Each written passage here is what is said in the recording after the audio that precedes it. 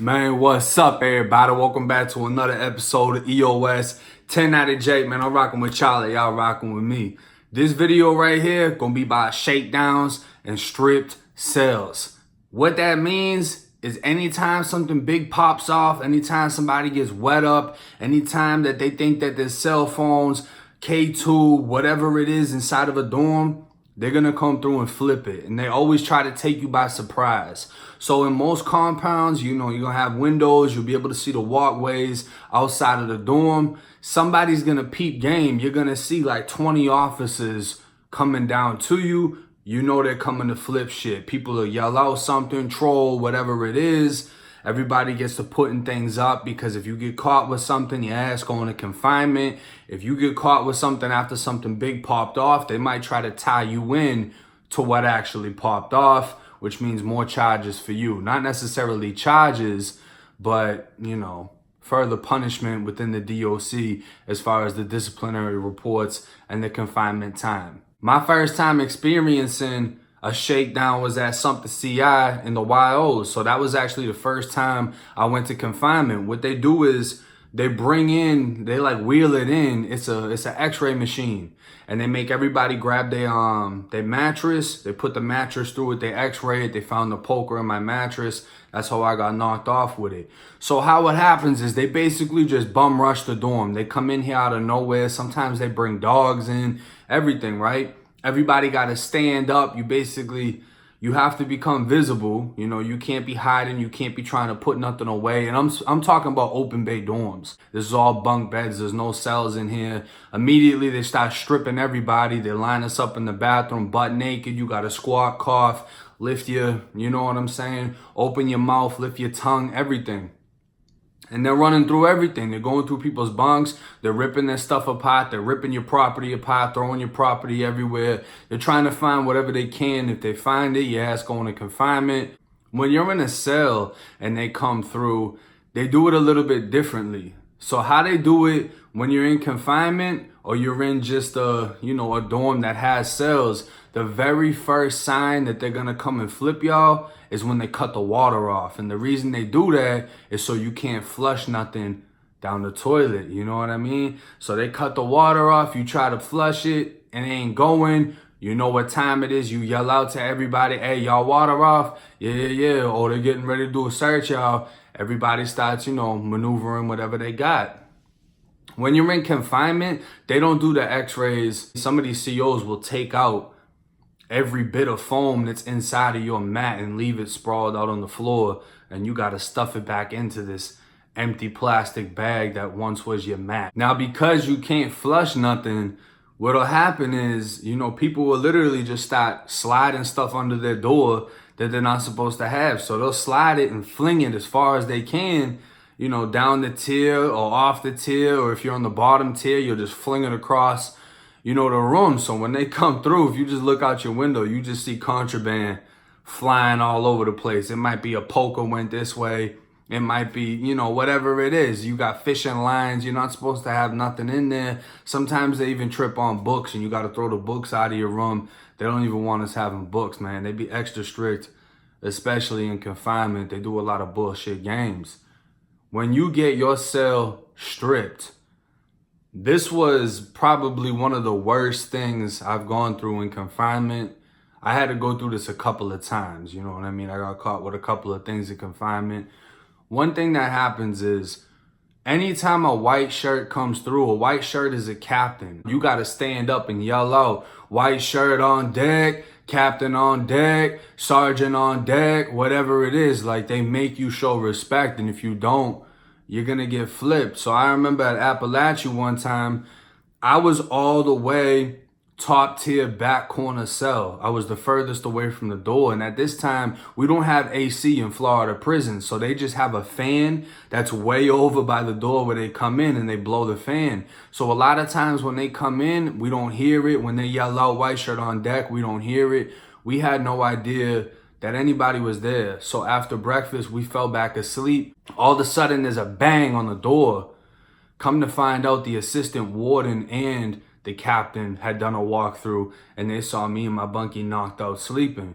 So the sergeant banged on the door and he's just staring at us furious. You know what I mean? Like, you can see spit coming out. He's like, and spit is coming onto our little glass window. He's tight because we basically just made him look bad in front of the captain and assistant warden. So after they do their rounds, they walk through. He came back and made us cuff up. He stuck us in the shower. I mean, bro, they literally terrorized the room, bro.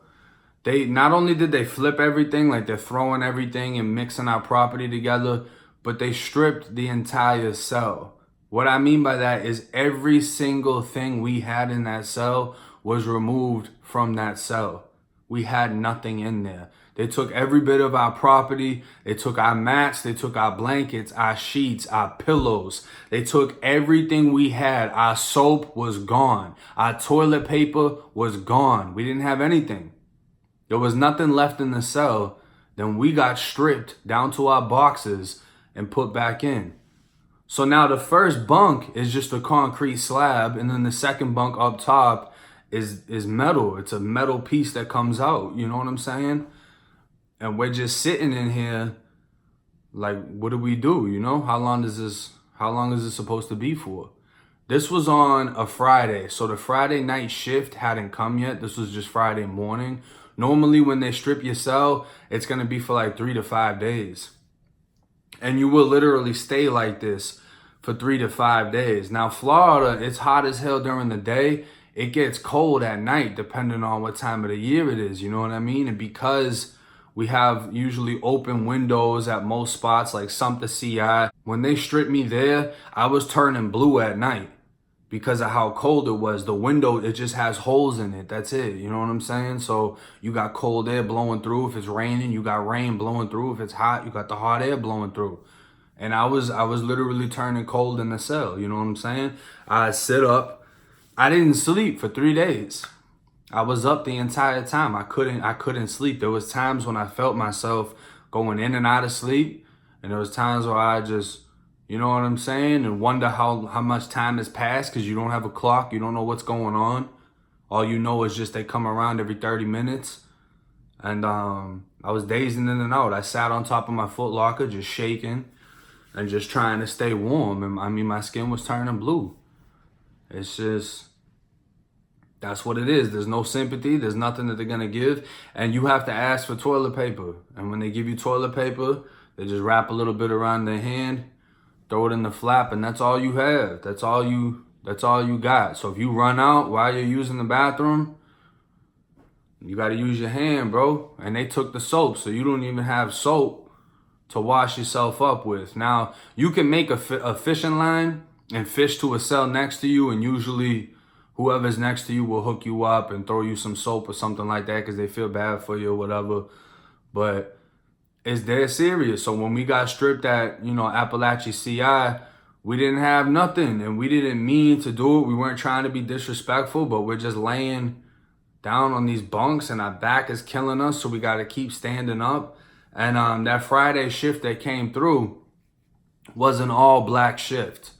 The shift that was working was all white, like country white, like durga, durga, durga, come here, boy, like that kind of white. You know what I'm saying? Like if you're white, they don't even like you. You have to be Confederate white. You have to be Klansman white. That's the only type that they associate with.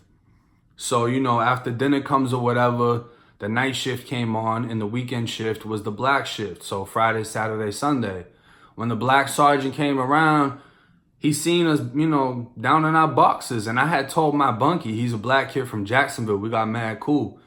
And I'm telling him, like, yo, bro, you got to talk to the sergeant, bro. He's like, I don't want to talk to him. I don't want to have no business with them. I ain't trying to talk to them. I'm like, listen, he's black. I can't talk to him. He's not going to want to hear shit from me. You got to talk to him. That is your people. You need to speak to him. So he talked to him. Hey, Sarge, man, them crackers got us down in our boxes, man. What's up, Sarge? We trying to get our stuff back. We ain't even do nothing, da-da-da. He asked, what y'all do? We just like, man, we couldn't wake up. We ain't hear nobody when they came in and they did their rounds and we was asleep, so they stripped us. We lied, though. We kept it a buck about what happened, but we lied. We said we got stripped a few days ago, and we've been like this the whole time. You know what I'm saying? So we were like, man, we've already been stripped 3 days. They want us to wait another 3 days to the weekend over until Monday to get our stuff back. Come on, Sarge, da da da da.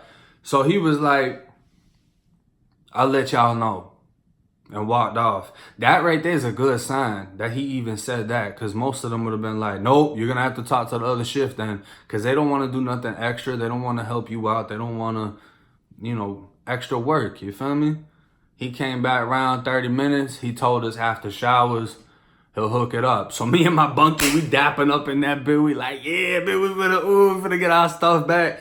I ain't even gonna lie, bro. When you get your shit back after having your cell stripped, it almost feels like you went from homeless to a Tempur-Pedic mattress. Even if your mattress is fucked up, when you've experienced just sleeping on a metal slab or a concrete slab, and then you put a mat, you got a blanket, you got a pillow, it's the illest feeling ever, bro. You really appreciate the littlest things when everything is taken away from you. You know what I'm saying? And you can even experience that in prison. Just because you're in prison doesn't mean that you don't have possessions that you appreciate. Having a strip cell was probably the hardest thing I went through in confinement. It's just like a mental game. You have to learn how to manipulate time. It's like sitting on a plane, right? You're uncomfortable because you know you're thousands of feet in the air. If anything happens, you're gonna die. So you just have to learn how to manipulate the time, how to not think in the now, think of the future, and occupy your mind until that time comes. And it's the same thing. You gotta sit in here 72 hours, not thinking about it, not thinking about how cold it is, or not thinking about how hot it is. It's crazy. It's psychological warfare. It really messes you up mentally. Especially when you have officers that walk by and they have no pity for you. They show no signs of expression or, it's crazy. And sometimes you do get that one CO and you can see it in his eyes. He doesn't like what you're going through, but there's nothing he can do. Because if he tries to step out of bounds, he's going to lose his job. And that's even harder to see. When you see a CO that actually shows love in a sense, he might give you an extra tray or something because that's all he can do. There's not much he can do. There's not much he can do to look out for you, but you can see it in his eyes. Not even he likes what you're going through. But at the end of the day, he's not going to stop any of the other COs from doing it to you. And I mean, they get nasty with it, bro. Sometimes they strip people's cells and then they gas them for no reason, so they have nothing to cover up with. Because normally, if you know the crackers are going to come gas you, you put your mat over the door, wrap a shirt around your face. There's mad shit you can do to really piss them off, not get hit with the gas, make it a little bit better. But they strip you out and then gas you, your whole body's flamed up, bro. You're going to have that spray all over your body. You're going to be burning. And then they put you in the shower. And once the liquid starts to drip down, everything it touches starts burning. So your private parts, everything's on fire. Then they got to put you in a cell and have you get watched for, I think it's like an hour to make sure you don't die from the pepper spray. Because some people, it'll affect their lungs or their asthma and they end up choking and just dying. So you got to get put under watch. It's crazy. It's crazy seeing it go down. It's crazy when, they do a shakedown and you wondering if anybody got a knife near you, if you're about to get hit with someone else's knife. And what'll happen is if you do something that causes someone else to go to confinement, you're going to get hit up for that. They're going to punish you for that. They got the dogs coming in. The dogs are jumping on everybody's stuff. You know what I'm saying? They show no respect, bro. Everybody's property will be laid out on the dorm floor. The COs are walking over it. They're walking over people's pictures of their family, their kids, dead relatives, whatever it is. They don't care. There's no sympathy. This is prison. When I talk about this shit, it still like sets a fire in my chest, just recalling it, remembering going through it. And just knowing that I got so many people that's still going through it, that a lot of people have never even heard of a lot of shit like this, the type of games that they play. You know what I'm saying? You've never had to sit 72 hours just freezing in a cell. Or they strip you out just so they can flame you up with the gas and then watch you choke and burn and you got spitting boogers coming out of your face and you know what I mean? It's crazy, but there's no sympathy. There's no sympathy in prison. There's no sympathy from the inmates or the COs. And hopefully none of y'all have to ever experience this kind of environment. But hey, 10 out of J, I'm rocking with y'all, y'all rocking with me. Till next time.